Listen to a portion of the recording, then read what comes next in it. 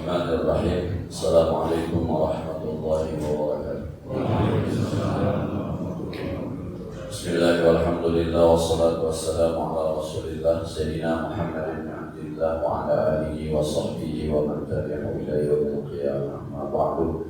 Al-Fatihah ila hadratin Nabi Mustafa Rasulillah sallallahu alaihi wasallam. Sallallahu alaihi wa ummahatina wa ajdadina wa jaddatina wa masyaykhina ولجميع المسلمين والمسلمات والمؤمنين والمؤمنات خصوصا ولوالديه لنسبهم بأسناد والديه يا محمد الزاهد يا شيخنا كي محمد محمود بن كي عبد الرحمن شيخنا كي عبد الوهاب بن كي عبد الصمد شيخنا كي محمد بن علي حمزة شيخنا كي شفيع آدم شيخنا كي عبد الزين محمد زين شيخنا كي محمد هاشم محبوب شيخنا كي جمهوري موسى سيد محمد بن عمرو عباس المالك الفاتحة.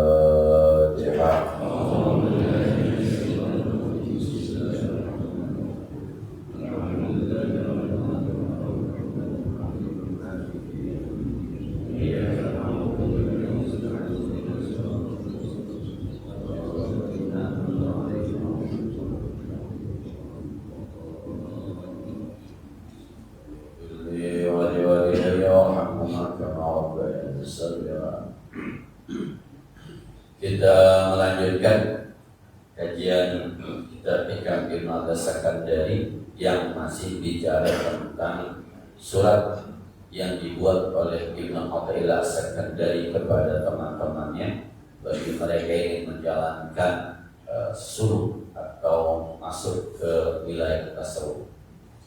Bismillahirrahmanirrahim. Qala al-mu'allif rahimahullahu ta'ala wa ala naf'atihi wa bi'ulumihi bid'arin amin.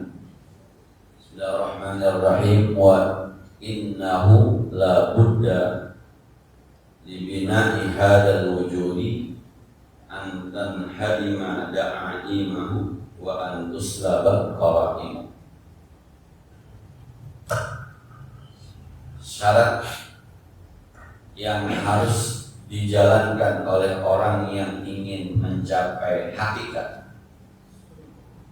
sampai kepada Allah Subhanahu wa ta'ala, kata Ibnu Sakandari, la budda annahu la budda li bina'i hadzal wujud, bahwa mesti terhadap bina'i hadzal wujud, bangunan yang ada sekarang, bangunan dunia, bangunan yang ada sama kita, bangunan yang ada di hati kita. Bangunan di hati kita kan miskin, jelek, kaya, bagus, itu bangunan di hati. Sehat, baik, sakit, tidak baik, itu bangunan di hati. Cantik, alhamdulillah, jelek, naudzubillah, itu bangunan di hati kita. Nah, kita senang dengan harta berlimpah, kita susah dengan harta yang kurang, itu bangunan di hati. Dan kadang-kadang muncul juga di badan kita. Sikap kita terhadap pejabat sangat berbeda ketika kita berhadapan dengan rakyat. Sikap kita terhadap orang kaya berbeda dengan sikap kita terhadap orang miskin. Bahkan sikap kita kepada sesuatu yang bersifat dunia itu lebih care dibanding sesuatu yang bersifat akhirat. Kalau datang seorang ulama, kemudian datang seorang gubernur, mana yang lebih hormat? Itulah bangunan di badan kita. Itulah bangunan kehidupan kita. Maka kata Ibnu As-Sakandari, antan dajima da'imam, kalau Anda ingin sampai kepada hakikat dalam beragama, makrifat kepada Allah Subhanahu wa ta'ala, yang pertama adalah Anda harus hancurkan sendi-sendi dunia itu. Anda harus hancurkan itu. Anda harus mampu melihat bahwa rakyat dengan pejabat itu sama. Sama-sama makhluk Allah, sama-sama harus dihormati, sama-sama harus dihargai. Maka sikap hormat Anda terhadap pejabat dan rakyat harus sama. Buang itu. Ketika Anda bersilaturahmi kepada orang kaya dan Anda bersilaturahmi kepada orang miskin, harus sama sikapnya, harus sama intonasinya. Jangan di sana ada nuansa menjilat, sementara di sini ada nuansa menginjak.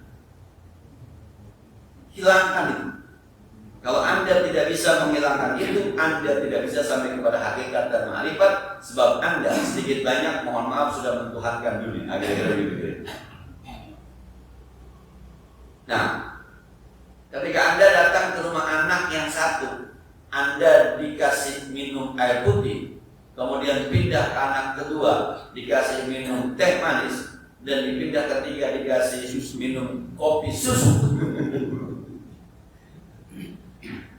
Nah, maka cerita Anda terhadap anak Anda semua harus sama. Sama dalam arti sama penghormatannya, sama sayangnya, sama kasihnya. Tidak dibeda-bedakan hanya karena beda air putih, teh manis, dan kopi susu. Kalau Anda masih menyatakan itu, punya anak jauh-jauh datang air putih doang. Kayak si Anu dong, adanya yang bontot tahu teman-teman kopi susu. Kalau masih begitu, Anda tidak bisa sampai ke hakikat dan ma'rifat. Karena Anda masih bermain pada bina'i hadzal wujud, bangunan dunia yang ada itu. Nah, bahkan mohon maaf, antara ulama dengan orang awam sama. Nah, maka ada ulama-ulama kita yang cium tangan dengan anak kecil. Sebab ketika dia mengatakan ulama itu orang yang dalam tanda petik sedikit dosanya, anak kecil lebih tidak punya dosa. Maka kalau Anda bisa cium tangan dengan ulama, Anda harus cium tangan dengan anak kecil. Kenapa? Anak kecil itu nggak punya dosa. Karena nggak punya dosa, boleh jadi doanya lebih makbul dibanding ulama yang sedikit banyak masih ada dosanya. Anak kecil punya salah tapi nggak punya dosa. Ulama ada salahnya, ada dosanya. Selama kita masih kaget sama yang jubahnya besar, undang-undangnya gede, sementara biasa-biasa saja sama peci putih sama celana panjang dan batik, tidak sampai kepada hakikat dan ma'rifat. Hancurkan itu dulu, hancurkan. Jadi di hati kita semua sama, makhluk Allah. Inna akramakum indallahi atqakum. Yang paling mulia adalah yang paling bertakwa. Tapi nilai takwa yang tahu cuma Allah. Saya tidak bisa menilai orang tua kita, udah takwa benar, nggak bisa. Saya tidak bisa menilai guru kita, udah takwa benar, nggak bisa. Takwa itu at-taqwa hamuna. Karena Nabi 3 kali bilang at-taqwa hamuna, at-taqwa hamuna, at-taqwa hamuna. Takwa itu di sini adanya, takwa di sini adanya, takwa di sini adanya. Maka orang pergi haji itu bukan di sini adanya orang pergi haji. Nih, sebab ahli baliat tazawwadu bainal khairaz zadi at-taqwa. Berbekalah kamu sebagai bekal itu adalah takwa. Jadi bukan di sini orang pergi haji adanya. Sekarang yang agak pergi haji juga buat beli ini 5.000 buat pasar malam. Dulu ada orang tua tersinggung dengan anak muda yang pakai peci haji. Ketika hujan bawa kopi, pecinya buat tutupin kopinya begitu. Jadi ketika bawa kopi, hujan peci haji dibuat tutupin kopinya. Kata orang tua yang pergi haji, zaman dulu saya pergi haji jual sawah, saya pergi haji jual kerbau, saya pergi haji jual hasil tani demi mendapatkan ini haji. Sekarang dibuat tutupan kopi, lebih penting kopinya dibanding haji. Karena di sini adanya di sini. Di tempat saya malah ada orang pulang umroh pakai peci haji kemana-mana, tapi celananya pendek, dengkulnya kelihatan. Ini memahami hajinya. Pecinya peci haji, tapi pakai kaos, pakai celana pendek, nongkrong aja cuma rumahnya dengkulnya kemana-mana. Di selama ini pemahaman hajinya adalah di pahala. Kata Ibnu Athaillah, Anda tidak akan sampai kepada hakikat dan ma'rifat kalau masih bersandar kepada bina'i hadzal wujud yang ada semacam. Jadi kalau kita sholat di Masjid Nurul Iman rasanya khusyuk, tapi sholat di Masjid Nurul yang lain rasanya tidak khusyuk, maka saat saat itu Anda terikat dengan bangunannya, bukan terikat dengan Allah. Maka kalau ada orang cerita begini, sholat di Masjidil Haram bisa khusyuk kita ya, di sini enggak. Di Masjid Nabawi bisa khusyuk kita ya, di sini enggak. Boleh jadi saat itu memang belum sampai kita pada makrifat dan hakikat. Sebab di Rawabuaya sama di Masjidil Haram Tuhannya sama. Nah, makanya dari awal kita berat, memang berat, harus dihancurkan. Ada orang beralasan tapi ini bicara akhlak Ustaz. Iya, bicara akhlak sama. Kalau Anda berakhlak dengan orang kaya pakai menundukkan kepala, semestinya sama orang miskin pun menundukkan kepala, kan sama akhlaknya. Nah, mohon maaf ini cerita zaman dulu Pak. Zaman dulu ada orang pulang haji. Saya datang ke rumahnya, kemudian ada korma spesial yang dikeluarkan buat saya. Saya merasa diuji oleh orang itu. Karena ketika saya datang nggak ada korma itu. Karena saya merasa diuji dikeluarkan dari kamar. Karena saya merasa diuji, maka sebelum dia bicara saya bilang, juah nih, saya bilang, mantap nih, mahal nih korma, saya bilang. Namanya Ustaz bilang, iya saya hanya beli 1 kilo katanya, karena mahal. Silakan Ustaz, iya terima kasih. Nah, setelah itu saya pulang, saya mampir ke rumah saudara yang pergi haji. Saya ceritalah bahwa saya disediakan korma ajwa. Kata saudaranya, kok gua kagak disediain yang kemarin-kemarin kan? Gua datang kagak ada. Saya masih ada, ditinggal di rumahnya, mau ngambil korma ajwa kayak apa kan? Jadi itu korma keluar karena ada saya. Tapi ketika orang lain yang datang itu tidak keluar itu. Mohon maaf, C.P. Gani yang mengatakan bahwa ketika kita masih seperti itu, berarti sulit untuk sampai kepada hakikat dan sebab di mata kita semuanya berbeda, dan itu adalah sendi-sendi kehidupan dunia yang harus dihancurkan. Yang kedua, wa antuslaba qaraimu atau wa antasluba qaraimamu. Kalau Anda ingin menjalankan jalan tasawuf ini, Anda harus mencabut semua, menghilangkan semua kenikmatan-kenikmatan dunia. Kalau Anda masih terikat dengan kenikmatan dunia, Anda tidak bisa mendapatkan hakikat dan ma'rifat. Kalau makan di warung Padang masih berbeda dengan warteg, susah jadi sufi. Kalau makan di Padang sama di warteg masih beda, ya makan di Padang lah daripada di warteg. Anda nggak bisa jadi sufi. Sebab di sufi itu ada namanya qanaah. Qanaah itu apapun yang diberikan oleh Allah itulah nikmat terbaik. Tempe, alhamdulillah. Jadi ketika sudah daging rendang dengan tempe goreng rasanya sama, sukses Anda jadi sufi. Tapi ketika daging rendang dengan tempe jauh berbeda, Anda belum sukses jadi sufi. Sulit. Anda harus belajar dulu, belajar qanaah dulu. Apapun yang ada di depan Anda luar biasa. Yang saya ulang cerita saya, nasi sampai ke kita itu prosesnya lama, jauh. Nasi sampai ke meja kita itu, sampai ke dalam kita prosesnya jauh. Mohon maaf, Allah lah yang menumbuhkan padi, Allah lah yang menguningkan padi, Allah lah yang menggerakkan petani untuk memanen padi, Allah lah yang menggerakkan petani untuk menjemur padi, Allah lah yang menggerakkan petani untuk menumbuk padi, Allah lah yang menggerakkan para tengkulak untuk memborong padi, memborong beras. Allah lah yang memberikan nafas kepada supir-supir yang distributor sampai ke pasar induk. Allah lah yang menggerakkan orang-orang terus sampai ke pengecer, sampai rumah kita, sampai kita beli, sampai kita masak, sampai di hadapan kita. Dari mulai ditanam sampai ke kita berapa lama sampai? Allah kirim luar biasa buat kita. Satu nasi kalau berpikiran semacam itu, subhanallah, ini nasi luar biasa. Pernah pesan sama Allah, Allahumma a'tini rizqan kathiran, ya Allah berikan saya nasi yang banyak. Pernah berdoa? Enggak. Waban gedean gitu ya? Enggak. Tapi Allah kirim prosesnya. Jadi satu nasi saja sudah luar biasa kalau disandarkan kepada Allah. Kalau disandarkan kepada kemahakuasaan Allah, ini nasinya sudah luar biasa. Kita makan apa misalnya?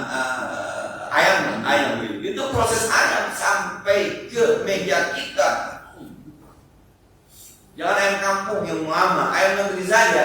Dari mulai telurnya, kemudian ditetesin, habis ditetesin digedein, habis digedein dijual, habis dijual masuk ke pasar, habis masuk ke pasar dipotong, habis dipotong sampai kepada garam, sampai kepada ibu bini kita, sampai dimasak, sampai ke kita.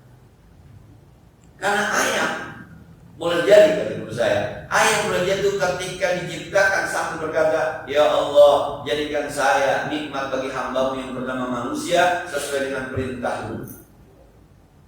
Maka ketika diciptakan sampai kepada kita, itu ayam tersebut, terima kasih Allah, ayam saya sampai juga ke mulut manusia, lama perjalanannya. Maka kalau disandarkan itu ayam sampai ke kita, kalau disandarkan itu luar biasa perjalanan. Oleh makanya yang makan pengantin baru di depan ada bininya ya nemenin pakai rok pendek. Oh luar biasa. Nah, tapi kita kadang-kadang itu ayam kita nggak pikirin jalannya ada kekuasaan Allah, yang kita pikirin bumbunya, bukan ayamnya. Kurang garam nih, nandang nih, sambalnya kurang nandang nih. Enak sih enak, cuma mahal nih. Enggak crispy ya, padahal enggak crispy nih, enggak garing. Jadi yang kita sandarkan itu tadi bina ihadul wujud yang ada di dunia, tapi kita tidak sandarkan bahwa ayam sampai ke meja kita Allah luar biasa. Supaya yang hadirin saya begitu Bang, mohon maaf. Jadi ketika ke jalan-jalan pernah diajak jalan ke Korea. Loh ini Korea makanan dan yang enak di mulut saya. Jadi orang Korea makan yang penting sehat, bukan enak. Maka orang Korea kalau masak dikasih masakan Padang kagak doyan. Dia bilang kalau banyak bumbunya, saya bingung gitu. Saya bilang memang nggak ada di Korea makanan yang ada bumbu-bumbunya. Ada Pak, yuk kita makan. Makanlah kita sop ayam. Saya pikir sop ayam itu sop kayak kita tuh di dalamnya ada ayam, ada kol, ada kentang dan sebagainya. Ternyata sop ayam di sana, ayam satu dibelah, di dalamnya ada nasinya. Di dalam perut ayam itu ada nasinya. Dikasih kuah, seadanya. Jadi kita makan, ini kuah saya makan, dikecapin salah, digaramin salah. Kata teman saya, Pak, itu nasi di Korea sampai ke mulut kita. Allah yang tentu. Tapi kita kayak janjian sama ayam yang nasinya mau ketemu di sini. Ya, yang penting makan. Allah sudah kirim itu nasi dengan ayam. Saya pulang, saya cerita misi saya, orang-orang bilang gue keren, makan ke Korea. Padahal kalau makanan akan gado-gado mau ketoprak. Banyak gado-gado mau ketoprak. Kimchi, yang kata orang Korea tidak bisa makan tanpa makan pakai kimchi.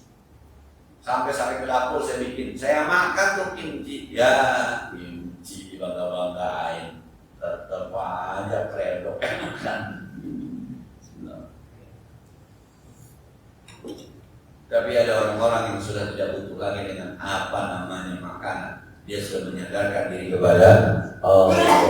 Jadi Bapak Ibu, kalau masih bisa membedakan, masih merasa nikmat ini dengan ini, maka jauh juga kita jalannya masih menuju ke hakikat dan kema'rifatnya Allah Subhanahu wa ta'ala. Sebab kita masih terikat dengan bangunan dunia. Ini yang pertama yang diajarkan oleh guru kita Syekh Ibnu Sakandari. Hancurkan sendi-sendi kehidupan dunia. Hancurkan. Kalau Anda tidak hancurkan, maka senantiasa akan terikat dengan kebesaran manusia, kehebatan manusia. Tapi kalau sebenarnya sama. Nah, guru kita Kiai Muhammad Muhajir Amsal dari almarhum dulu pernah ada ulama Mekah datang ke Indonesia. Ada orang nanya sama dia, guru itu ulama Mekah, itu Kiai Mekah. Kata Kiai Muhajir, iya kali, katanya sebegitu. Iya kali, katanya sih ulama Mekah, katanya. Dia bilang pakai katanya. ingin mengajarkan kepada muridnya, lu dengerin dulu ngajarnya, lu lihat dulu ngajar, baru bilang ulama, jangan dengar kata orang.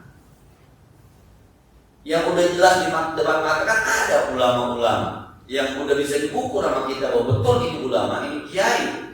Itu kan bagian dalam negeri. Itu aja juga lo hormatin luar biasa dibanding jauh yang belum jelas ada katanya.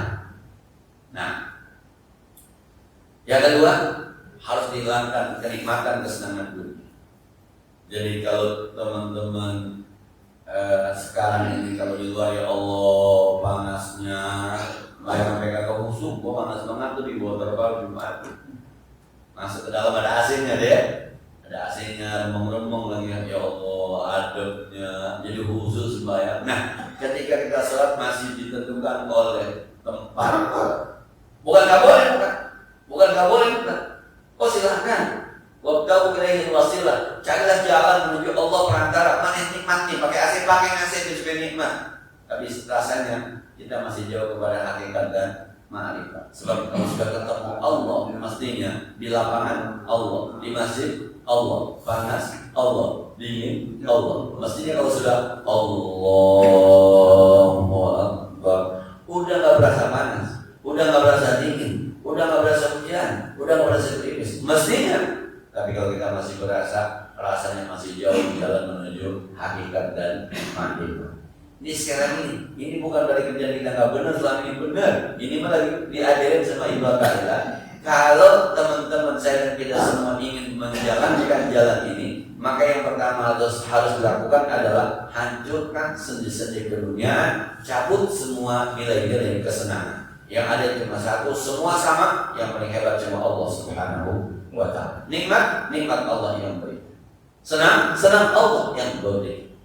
Maka ketika itu yang terjadi, di mata kita semuanya sama. Hormat kita sama orang miskin, begitulah hormat kita dengan orang kaya. Hormat kita dengan rakyat, begitulah hormat kita dengan pejabat. Hormat kita dengan orang awam, begitulah hormat kita dengan para ulama. Kenapa? Sebab inna akramakum indallahi atqakum. Satu saja Pak, jadi motor ini bisa senyum-senyum aja. Jauh rasanya jauh rasanya jauh. Nah, kita teh manis kurang gula aja berasa. Kurang gula nih, besok habis duit kebanyakan gula nih. Pesan teh manis kita protes, teh manis doang kita protes. Emang yang benar malah ada dokter air putih, yang dokter protes rasanya sama aja cuma ini. Mau kemarin udah sama aja. Pakai yang terbaik tuh air putih yang terbaik. Dari dokter juga banyak berbanyak minum air putih. Tadi kan banyak minum kopi Pak. Nah, ketika kita sudah senang kopi, maka akhirnya kita bisa menilai mana kopi enak, mana kopi enggak enak. Akhirnya kita terikat dengan kopi yang enak. Ketika itu tuh, maka kenikmatan kopi bisa mengalahkan kenikmatan zikir. Ini kita khawatir.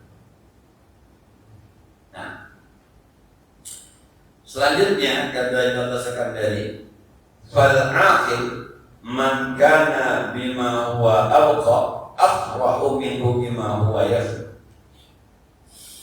Orang yang ada otaknya, orang yang berakal, orang yang cerdas, pasti lebih memilih yang lebih kekal, pasti lebih bahagia memilih yang lebih kekal dibanding yang akan hancur. Orang kalau ada otaknya, orang kalau cerdas, ada barang yang hancur, sama ada barang yang kuat lama, mana yang lebih? Dia akan lebih berbahagia dengan yang kuat lama. Bahkan kalau perlu ada garansi kan, garansi berapa tahun kalau perlu. Itu orang kalau ada otaknya, kalau cerdas, kata mana? Nah, hati kita kan masih demen menabung dibanding sedekah. Nabung baik, ada pahalanya? Nggak ada. Sedekah baik, ada pahalanya? Ada. Tapi mana banyak kan yang ditabung apa yang disedekah itu? Nah, kita lebih berbahagia dengan tabungan yang banyak dibanding dengan sedekah yang banyak. Maka kalau kesenangan itu nggak bisa dibuang, nggak bisa dirubah, jauh rasanya ini sampai ke hakikat, sampai ke makrifat. Jauh. Sebab nyaman kita di tabungan banyak, bukan di sodako banyak. Padahal yang Allah jamin itu sodako, bukan yang dijamin tabungan. Tapi yang kita gedein tabungan. Ya saya sampaikan ini, pernah saya sampaikan. Ya kalau begitu semua mau usaha hidup agak seru, jadi mulai ngaji bukan hidup biar seru, bukan. Kita bukan lagi ngaji supaya hidup seru, bukan. Kalau hidup seru mah ya gampang, hidup tasan, biar seru. Nah, besok nih, malam tahun baru. Nah, teman-teman begadang, bakar ayam, bakar ikan, bakar jagung. Terus hilang tahajudnya, kesiangan subuhnya. Jangan merasa ya nggak apa-apa lah, setahun sekali susah yang jadi hakikat mari bersusah. Jangan ngaji tasawuf dari ribet. Buat yang kayak gitu. Ya, jadi tahajudnya dikorbankan, dia lebih bahagia ngumpul sama temennya, bakar jagung, bakar ikan, ke Monas gitu misalnya, ke Ancol misalnya, pulang jam 2, kemudian tidur, tahajud kagak sepuluh kesiangan, tapi punya alasan. Setahun sekali mah nggak apa-apa, berarti ente nggak punya otak. Kalau pakai ini, ente nggak punya akal kalau gitu. Sebab ente lebih bahagia dengan yang hancur ya. Coba. Kesenangan bakar ikan sampai sama teman-teman sampai kapan? Ya pas bubar udah. Kesenangan naik motor sama teman-teman, bubar dah. Tapi kesenangan ente dalam tahajud gak ada habisnya nanti di akhirat. Asa ayam ada karbul kama mahmuda. Dan kebahagiaan anda ketika salat subuh berjamaah, waka masyhuda, disaksikan oleh para malaikat.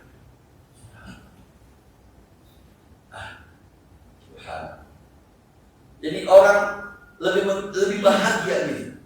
Kebahagiaannya ketika dia sudah bisa melaksanakannya kekal, bukan yang hancur.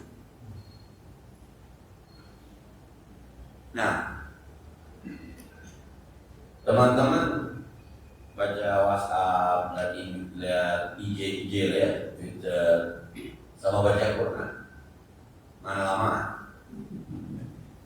Jangan sama saya ya, baca Quran lantaran juga, baca Quran terasa. Dulu kita kan baca ayat kuluman alaiha fa'an, kuluman alaiha fa'an, semua yang ada di atas muka bumi ini fa'an, hancur. Wa yabqa wajhu rabbika dzul jalali wal ikram. Yang kekal itu cuma Allah, yang kekal itu cuma Allah. Maka kalau Anda sudah bisa bahagia di jalan Allah, maka Anda sudah cerdas. Untuk arah ke hakikat kemarifatan lebih mudah. Nah, saya ulang tuh hadisnya. Idza sarratka hasanatuka wa sa'atka sayyi'atuka fa anta mu'min. Kalau perbuatan baik Anda sudah bikin Anda bahagia, perbuatan buruk Anda sudah bikin Anda sengsara, Anda beriman. Nah, bahkan disebutkan secara jelas di hadis at-tahur statul iman. Nah, as-salatu nur, tapi was-sadaqatu burhan. Kebersihan itu bagian dari iman. Salat itu cahaya, bukan sumber cahaya. Udah sumber cahaya ada kata wasobru dia. Salat itu nur. Nur itu cahaya, bukan sumber cahaya. Tapi hadis disebut dengan jelas was-sadaqatu burhan. Sedekah itu menjadi bukti. Sehebat apa iman Anda, sehebat apa percaya dengan janji Allah, sehebat apa sedekah Anda berapa? Percaya dengan janji Allah bahwa setiap Anda sedekah pasti diganti. Wa huwa yukhlifu, pasti diganti. Percaya nggak kalau Anda sedekah diganti 1 jadi 700? Buktikan, kira-kira itu. Buktikan. Was-sabru diyaun, Dan sabar itulah sumber cahaya. Jadi mataharinya itu sabar. Cahaya yang sampai ke bumi itu sholat. Sholat itu hanya sekadar pantulan dari sumbernya. Sumbernya adalah sabar. Innama yuwaffas sabiruna ajrahum bighairi hisab. Hanya saja Allah akan memberikan pahala pada orang sabar tanpa dihitung. Nah, kita lebih pilih sabar dihina apa lebih pilih dendam? Nah,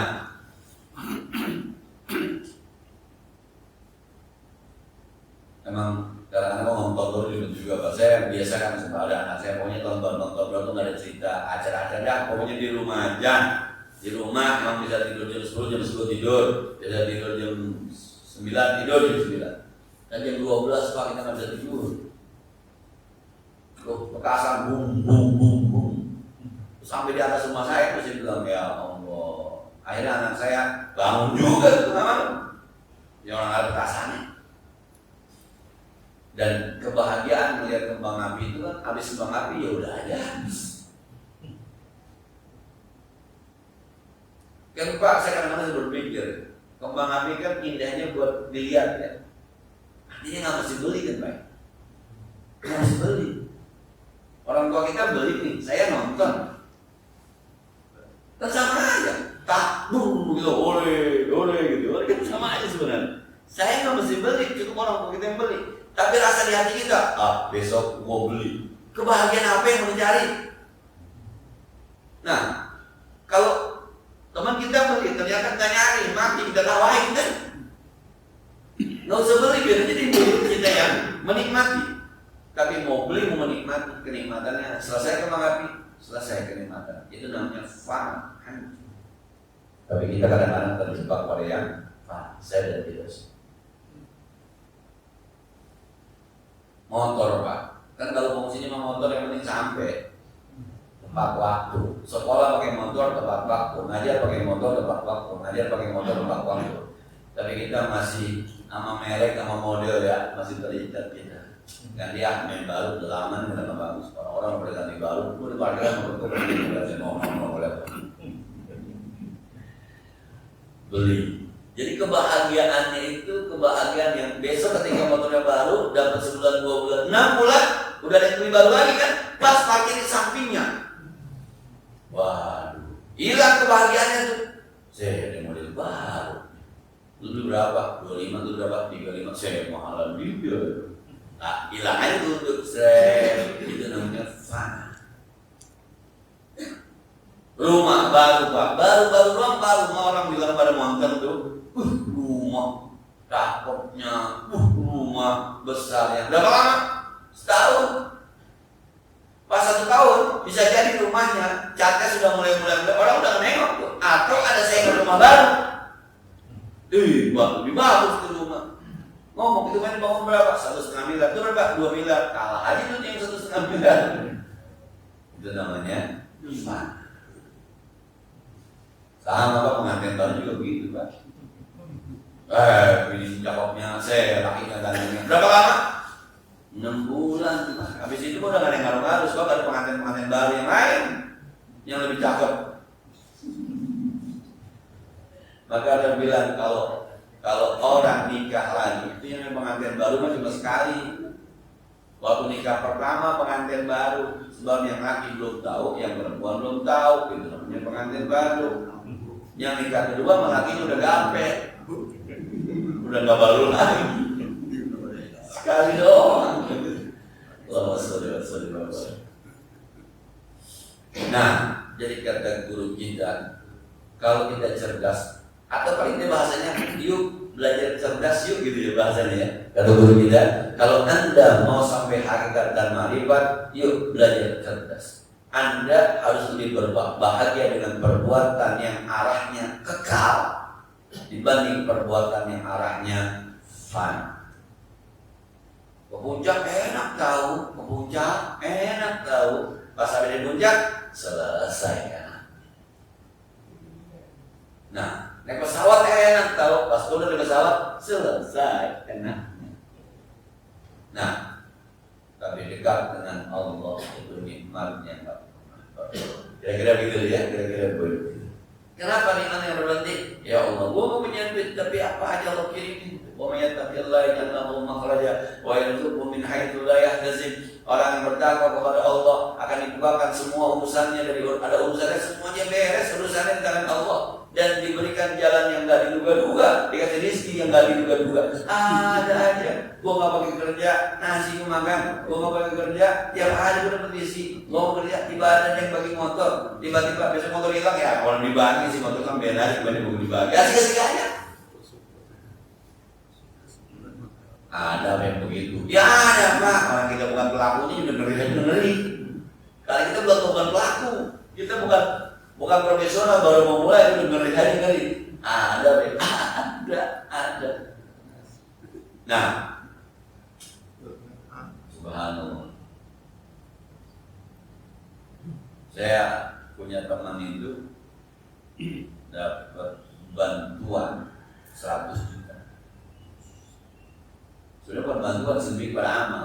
Dia punya pesantren, kemudian ada amal 100 juta. Tapi di kampung itu ada masjid yang dibangun. Akhirnya itu di 100 juta dia kasih masih. Berapa pesantren dia butuh. Tapi kalau pesantren kan dia bilang pesantren pribadi, kalau masih membangun masyarakat masih juga dikasih tuh. Padahal tiap ini kan dia 100 juta, tapi dibuang ke masjid 100 juta. Full. Sampai kata bininya begini, ya Allah Bang, sisain pemimpin dari pesantren. Masa semuanya masuk dan jadi gak ada lagi duit dibagi semua orang yang anak gitu gak sih? Duit dibagi semua orang, mau kita jadi dibagi semua orang yang menjadi begini, mau masih mau bangun nggak punya duit buat ngecor lewat kita lagi duit dibagi semua orang yang anak kata bininya tadi ngomong si saya mau juta kita ini bininya cerita karena bininya masih Arab ketika ngomong-ngomong gitu ngobrol-ngobrol sama suaminya tuh bang mulai 100 juta ya kasih juga dibagi sih paling kesel mulut kita itu lah coba bayangin bapak dapat duit 100 juta dari sisa dulu paro ya paro banget tapi sekali yang gimana enggak begitu nah jadi yuk belajar cerdas saya kita semua belajar cerdas lebih bahagia kepada yang kekal dibanding yang faham. Nah terakhir, qad asyraka nuruhu wa dhaharat tabashiru.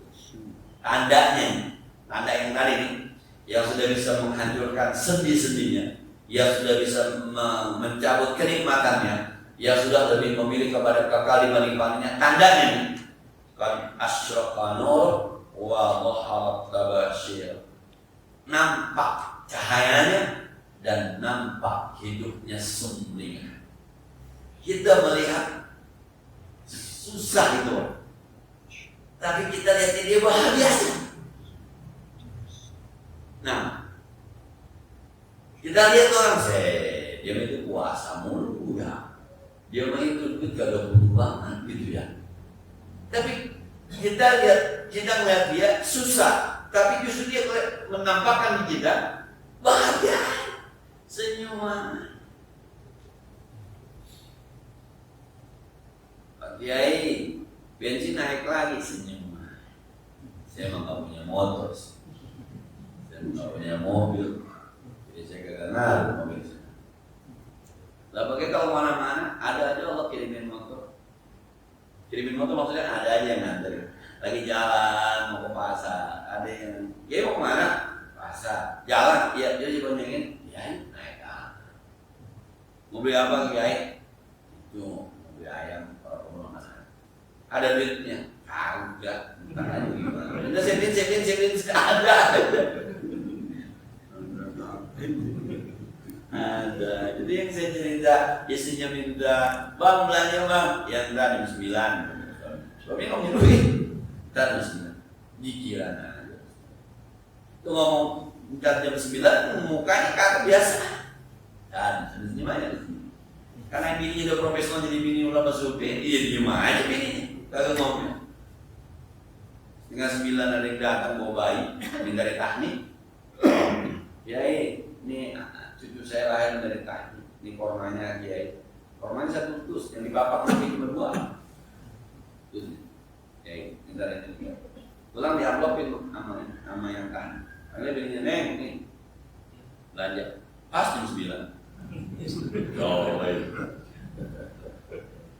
saya kalau lagi ceramah, saya ramai itu cerita-cerita betul aja. 3 hari bininya kagak minta belanja. Kata kiainya, nggak ada belanja nih. Yang main masih ada bang yang orang tani. Emang berapa? 1 juta bang. Waduh banyak. Nah itu kasih. Neng, ini belanja. Yang nggak ada juga ada.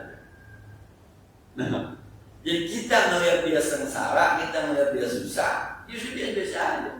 Kalau Benyamin cerita begitu, sampai temennya datang ke rumah, bahasanya Benyamin, iya, itu anak lu pada makan, begitu. Ya Benyamin mau cerita sama saya. Ya kata, saya nggak kerja, saya nggak pernah nyari duit, saya nggak pernah dagang. Saya uji itu ayat bahwa minda bagian berkati Allah arizki, hamayat akhirnya jalan mukhajir dan suka. Saya uji itu ayat, saya sampai ada orang datang ke rumah saya bilang Benyamin, anak lu pada makan itu, jadi. Ya saya selalu bilang, lu lihat aja dah kalau anak gua lari berarti makan, kalau anak gua ngesot berarti gak makan. Kalau anak gua pada lari berarti makan. Ketemu sadar itu tadi, selama belum kita hancurkan sendi dunianya, selama kita belum cabut itu kenikmatan dunianya, selama kita masih peduli dengan yang panah dibanding yang kekal, ya muka kita akan selalu cemberut. Wah, ya banyak urusan. Ya itu bensin naik gelagapan. Kenapa bensin naik gelagapan? Motornya 3. Lah kalau semua motor 4 liter itu 12 liter kali sekian udah sekian coba. Mana? Ya salah sendiri kalau motornya 3. Nah, mobilnya 4. Nah, ada lagi gas naik. Ya, kenapa gas naik? Sebab dia pengusaha catering. Jadi yang bikin kita selama ini bermasalah itu urusan dunia. Bikin selain kita khusyuk di dunia. Bikin puasa kita kali benar di dunia. Dan ibu-ibu tuh bikin puasa yang benar kan kalau udah bicara mau lebaran. Itu dunia urusannya. 10 terakhir itu Nabi sing-singkan dengan baju, ikatnya ibadah luar biasa. Malam jadi siang, siang jadi malam, kira-kira begitu. Malam yang Nabi menghidupkan malam. Kapan? 10 malam yang akhir. Tapi kita terikat dengan dunia. Saya lebaran masih kan ada kuenya. Mulai dan mainnya ini kue bakar, coba bikin kue bakar, bikin kue sembrit, bikin regina. Akhirnya puasanya Quran lewat, tahajud kagak, nyobain dodol bakal jadi. Di dunia, semua di dunia. Yang bikin kita ngiri sama orang emang apa? Dunia. Kita jarang ngiri sama puasanya orang. Kita jarang ngiri sama tahajudnya orang. Kita jarang ngiri sama baca Qurannya orang. Ngiri, jarang. Saya mohon maaf kalau sekarang ini ada ngiri-ngiri itu sama orang-orang yang lebih muda sama saya tapi lebih pintar bicara sama saya. Kan dua ini saya lihat ini minggu-minggu ini ada Ustaz Dani Hidayat yang mendapatkan Dr. Hafiz Kausar dari Turki. Umurnya baru 35 tahun. Umurnya 35 tahun. Yang kedua yang saya lihat Ustaz Abu Samad itu memberikan kuliah umum di depan Sivitas Akademika Gontor, Profesor Gontor. Ketika saya lihat dia memberikan semacam dosen ngasih cerdas ini orang luar biasa, cerdas. Dengan bahasa yang gampang, dengan yang saya hebat itu referensinya bukan dibaca, tapi dia hafal. Imam ini dalam kitab ini, imam ini dalam kitab ini, sehingga ulama yang mengatakan itu cerdas. Lahirnya tahun 77 Pak, saudara Somad. Saya tahun 74. Maka saya bilang, ada rasa, coba dulu mau ke Mesir, coba dulu mau ke Irak, coba dulu mau ke saya sempat mau dikirim ke McGill Pak, Kanada. Tapi untuk kejadian di jadi sekolah juga saya. Jadi ketika saya di Profesor Dr. Fatur Rahman Jalil itu sempat manggil saya dan teman saya sekarang kandidat dokter UIN namanya Dr. Hadi MS saya. Itu ada di Muhammadiyah ada program kirim sarjana ke McGill Kanada. Untungnya nggak jadi kalau jadi saya bukan pada ranahnya Ustaz Hidayat tapi Ustaz Somad, tapi pada ranah Ustaz Abu Jan yang saya khawatir. Sebab ini di McGill Kanada itu orang-orang. Tapi kan dosen-dosen kalau yang lulusan Timur Tengah itu lebih kuat di hafalan. Tapi kalau dosen-dosen orang Barat itu lebih bahasanya itu lebih urut. Kalau dia ngomong lebih urut. Nah, kalau yang di Mekah lebih hafal. Tapi saya melihat dua orang itu kemarin di minggu itu luar biasa, dua-duanya luar biasa. Maka saya setengah juga coba dulu. Baru sekarang ini doang Pak, saya merasa ada yang orang baik saya iriin baiknya. Tapi kemarin mah saya Ustaz wajah kayak Ustaz baca Quran banyak wajah Ustaz, kita makan Ustaz. Begitu pun tidak punya dalil tidak. Dia puasa mulu ikan dia sakit-sakitan puasa ada tidak. Mau sedekahnya rajin jauh ini banyak, dia sedekahnya rajin ada dalilnya, nggak pernah kita iriin. Dia aja kawin lagi, saya jadi situ kawin lagi, saya hubungi itu jadi ada. Jadi kesimpulan kita simpulkan yang pertama, kata guru kita yang merasakan dari bagi siapapun yang ingin menjalankan jalan tasawuf menuju hakikat dan marifat Allah, yang pertama hancurkan sendi-sendi ke dunia, yang bersifat dunia hancur. Juga kenikmatan dunia dihancurkan, ada semua. Yang kedua, lebih peduli kepada yang hasilnya lebih kekal dibanding yang fana, maka nanti akan ada tanda dia akan bercahaya. Cahaya yang terpenting, orang akan mengakui bahwa dia memang orang baik, orang akan mengakui bahwa dia orang saleh, orang bahkan dia bisa menerangi orang-orang yang ada sekeliling. Orang bisa santun, bisa baik, bisa tidak serakah karena dirinya. Dan hebatnya akan muncul di wajahnya itu selalu tersenyum, senang aja. Padahal kita melihat dia secara dunia, tapi dia bahagia secara ada. Saya kira ini sebagaimana biasa barangkali yang perlu kita diskusikan lebih lanjut di Ustaz.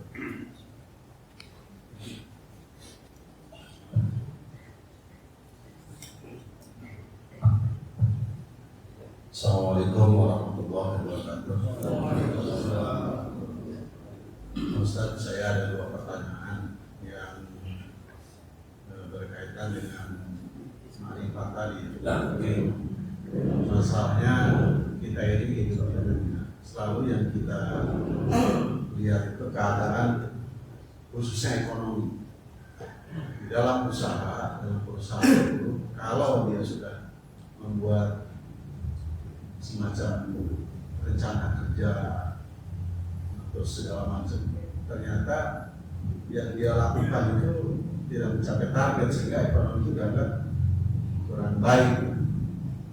Ya, satu contoh, kita buat usaha, ternyata usaha itu harusnya untung, tahun ini ternyata rugi gitu kan.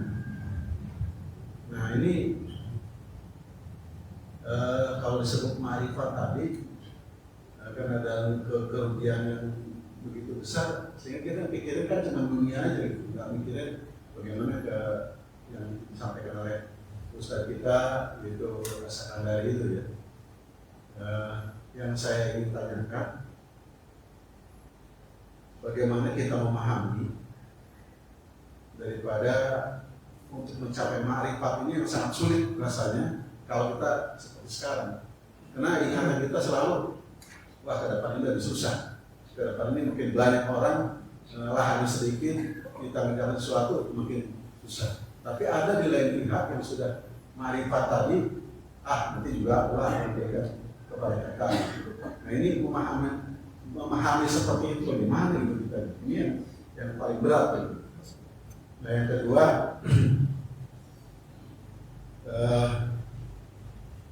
kondisi keadaan di kita aja pemain dunia gitu ya, yang sekarang sangat gencar-gencarnya masalah radikalisasi misalnya. Jadi seolah umat Islam ini yang sangat radikal gitu.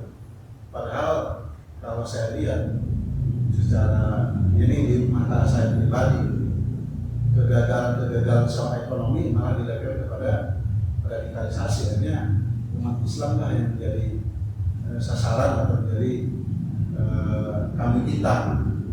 Sampai ini mudah-mudahan sih jangan sampai bersih kita ya.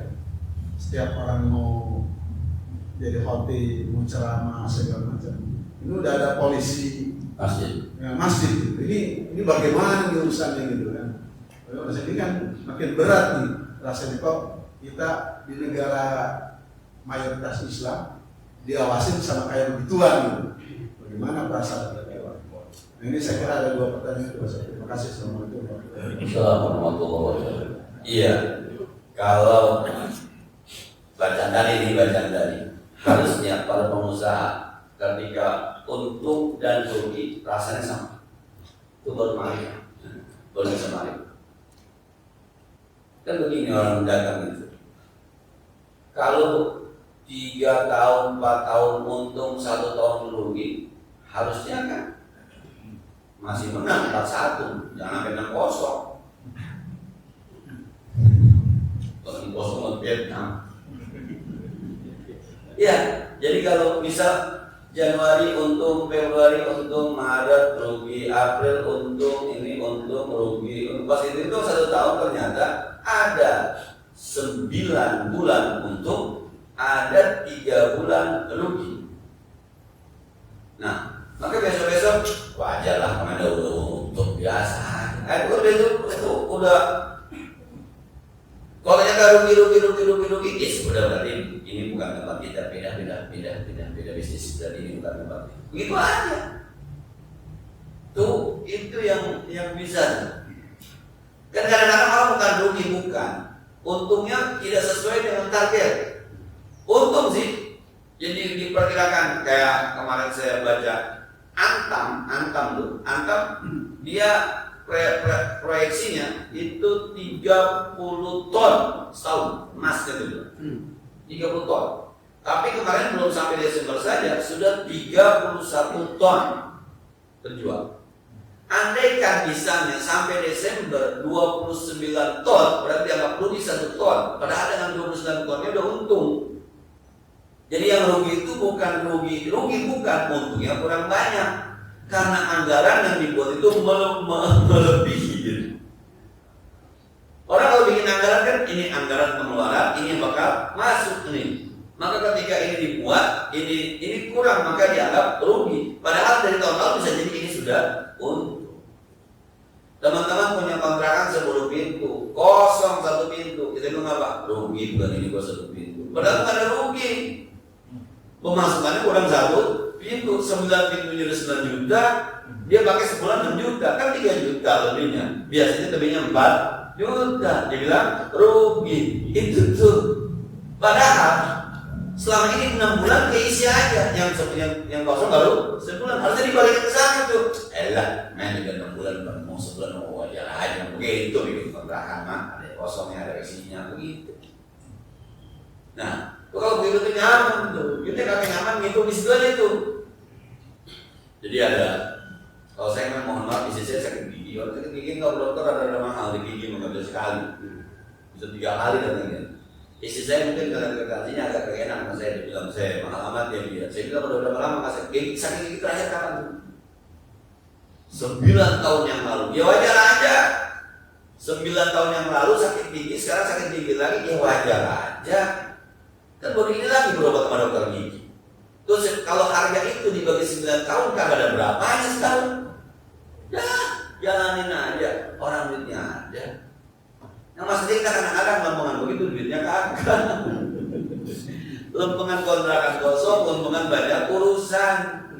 Kayak bulan-bulan ini kemarin ada yang bikin status tuh aki-aki. Kerja kagak, ini kagak. Penghasilan pas-pasan, kondangan mulu kondangan. Yakin Pak, kalau gaji balik pecinya begitu bajunya. Kerja kagak, ojek kagak, penghasilan pas-pasan, kondangan mulu kondangan. Lagi kondangan lebaran, kita punya duit kondangan. Kondangan aja. Jangan datang kondangannya. Ntar apa kata orang? Itu kan apa kata orang tidak bisa belum bisa menghancurkan. Jadi kalau perusahaan mohon maaf rugi sekalipun asik aja asik. Orang usaha yang begini, yuk kita pindah usaha yang lain. Itu hakikat marifat bisa sampai. Nah, emang kadang-kadang tuh apa ya, target-target itu bikin orang kadang-kadang bikin dosa. Sales tuh boleh kasih target. Ya, kalau target sekian, akhirnya kadang-kadang, saya kenapa kredit motor, survei, kagak pakai di survei. Dia datang survei, apa yang survei? Udah Pak, garangan aja, yang penting keluarin motor 1, target saya kurang 2 nih, gitu. Udah nggak pakai di survei, yang penting keluar 1, target saya kurang 2 kan. Wah, dulu gila lu bilang. Karena kalau itu kan urusan leasing, karena kalau bisa bayar, urusan leasing kan. Nah, Jadi saya kira begitu, harus dikembalikan. Dulu juga untungnya udah banyak, sekarang rugi wajar aja. Usaha 1 tahun rugi 2 bulan Bapak udah top, mantap. Sekarang anak bercanda tuh sama teman-teman pikiran sama BK di Anida. Saya datang tuh agak siapa. Ini nggak ada yang terlambat anak-anak, nggak ada apa, nggak boleh. Besok harus ada yang terlambat. Emang apa? Masa murid sore semua sih? Jadi kalau ada terlambat 1-2, itu berarti sekolahan benar. Lah murid 1036, terlambat 2, sukses Pak. Sukses, muridnya 1036. Lah kalau mereka nggak terlambat, ini muridnya apa gurunya nih yang malaikat ini. Lo nggak boleh besok kalau tidak apa-apa. Cuma kalau sampai terlambatnya 100 orang, ya salah juga. Jadi saya tahu sambil berjalan, ini nggak ada yang terlambat, nggak boleh besok yang terlambat ini. Emang kenapa? Wah ini elok murid sore semua itu. Itu biasanya lagi ujian dari semester itu biasanya nggak ada yang terlambat biasanya. Nggak ada izin, nggak ada yang terlambat, takut juga menilai kan. Nah, yang kedua saya kira sekali lagi ini bacaan saya. Kayaknya negara kita ada pesanan dari negara luar. Kayaknya. Sebab kalau yang bikin masalah etnis sebelah sono bebas-bebas aja. Anak STM bawa bendera sampai viral ke dunia tuh ditangkap. Yang bilang Jokowi kacung pembantu buat tembak kena alam remaja. Yang udah menghina Al-Quran jadi komisaris Pak.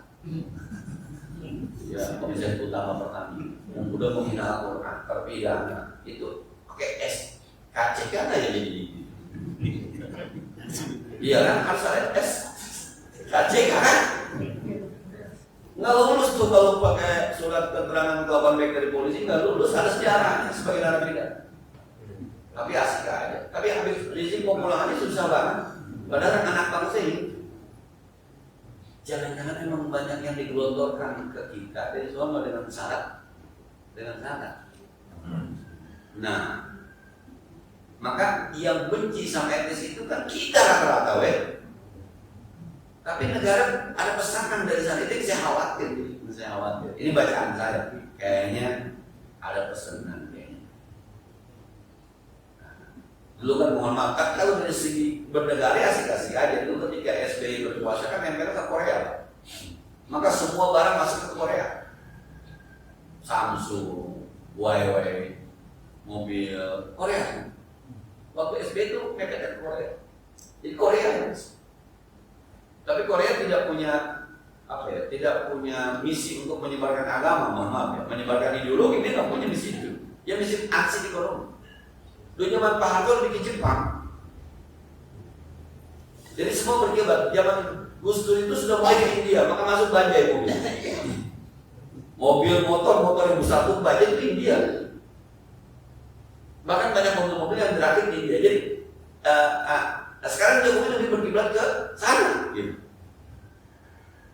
Saya nggak sebut ke sana. Teman-teman paham. Iya. Kalau kata bahasa Sunda, politik jurnalistik, disebut gitu. Itu kayaknya ini ada gelondoran dana segala macam yang dari sana. Makanya yang masuk adalah barang-barang dari sana. Mulai itu muncul kan mobil yang mereknya huruf W di belakang itu banyak. Yang disebut guling Pak W. Jadi kayaknya pesanan, Anda saya modalin, tapi tolong jaga seakan-akan jangan. Maka dimunculkan bagaimana? Kalau terang-terangan, gua jagain, wah lebih hancur.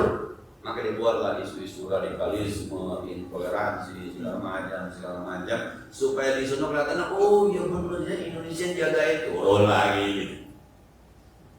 Polisi pakai, kalau mau benar-benar polisi nyaruh Pak ke masjid.